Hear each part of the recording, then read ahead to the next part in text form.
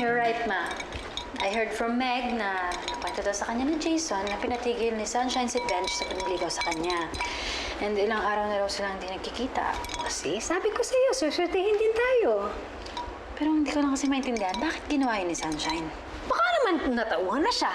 Whatever, importante, gamitin mo itong pagkakataon na ito to win back Benji. And you know, I know just what you're going to do. Alam ko yun dahil ina rin ako.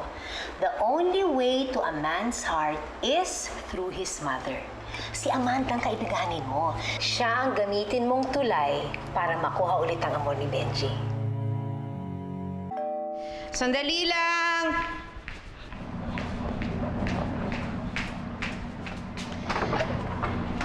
Trish! Hi, tita! Uy! Kamusta? Ito naman, pasensya na, tita. Nasa neighborhood ko sa'yo, so naisipan kong dumaan. Ay, naku, walang problema. Sige, upo. Oh. Ano naman ang may ipaglilingkod ko sa'yo? Malis na si Benji. Hindi mo na naabutan. Hindi, okay lang, tita. Hindi naman siya yung pinunta ko dito. Kayo. Kasi actually, meron akong business proposal para sa inyo. Oh, talaga? Ako, ano yun? Nagpunta dito si Trish kanina. Oo. Ito siya kanina. Gustong magbukas ng bagong negosyo. Boutique. Kaya inaaya niya ako makipagsosyo sa kanya. Kamusta na raw siya? Oh, okay naman, anak. Alam mo, nakakatuwa yung si Trish, no? Napakasipag. Kung tutuusin, galing na siya sa sobrang yamang pamilya, pero hindi pa rin siya tumitigil sa pagbubukas ng mga negosyo na talagang gusto niya.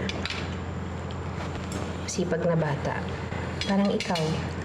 Napapansin ko, masyado kang busy nitong mga nakaraang araw, ha? Ano bang pinagkakaabalahan mong proyekto kayo ng lolo mo? Ma. I have something to tell you. Naku, malaki-laki ang kikitain natin dito pag nagkataon. Don't worry, tita. I will make it happen. Alam mo, naikwento ko nga kay Benji itong negosyong gagawin natin eh. Tuwa naman siya. At talaga po? Sayang nga eh, hindi mo siya naabutan. Pero alam naman niyang dadating ka. Baka naman kasi ayaw niya ako makita.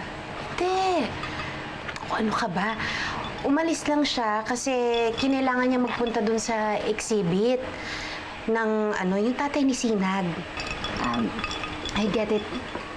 It's his way of getting back to Sinag, right? Ay, hindi naman.